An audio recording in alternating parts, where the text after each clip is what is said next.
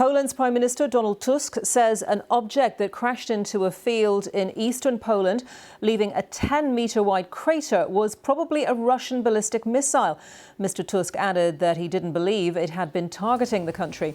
It happened during a heavy overnight Russian bombardment of Ukraine in which 8 people, including 2 children, were killed. Our diplomatic correspondent James Landale reports.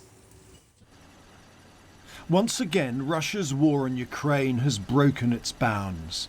This is southeastern Poland, where overnight an explosion rocked the night sky, leaving a crater 10 metres wide.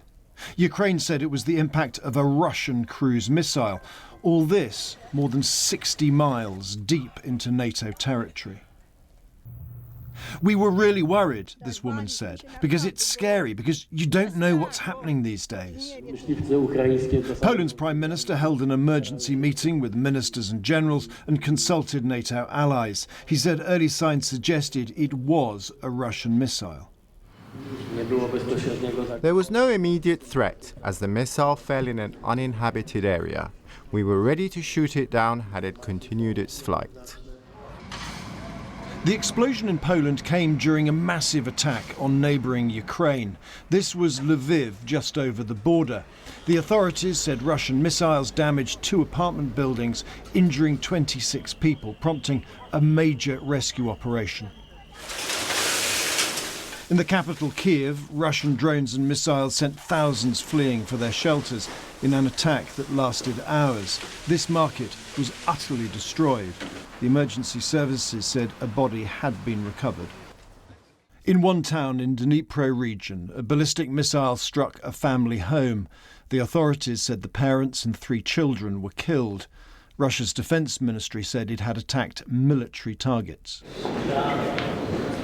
President Zelensky has spent recent days travelling the world asking allies for more air defence missiles. Overnight, Russia has emphasised the urgency of his task. James Landale, BBC News. And let's speak now to our correspondent Adam Easton, who's in Warsaw. Adam, hello to you. What else are we learning about this incident? And indeed, Poland's defence minister has been saying some 20 objects were seen to Polish airspace overnight. Any more news or detail on that? Yes, Poland's Prime Minister Donald Tusk, within the last 10 or 15 minutes, has just put out a post on social media saying that in all probability, it was a Russian cruise missile.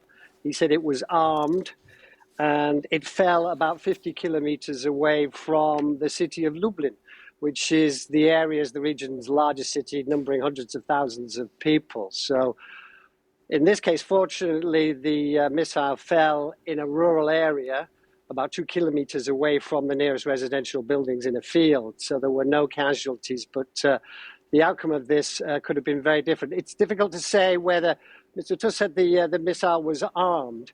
Now, judging from the photos, the aerial photos that have been taken of the crater that appeared in Polish media, whether those are real or not, they don't seem to suggest that this missile detonated. There isn't a lot of charred material and burnt ground. So it's unclear at this stage whether this missile actually detonated its warhead or whether it didn't. This is a large missile, 7.5 meters in length, and can carry a warhead of more than 400 kilograms. And it's regularly used by Russia in its strikes against Ukraine. And Adam, a threat to Poland, of course, is very much seen as a threat to the security of the entire EU. Briefly, have the Polish authorities been in contact with other colleagues across Europe about this? Yes, Mr. Tusk has been in contact with his colleagues in the EU and NATO, and they're all, to a person, condemned the violation of Polish airspace. And NATO has also said that it will continue to protect the airspace of the whole military alliance.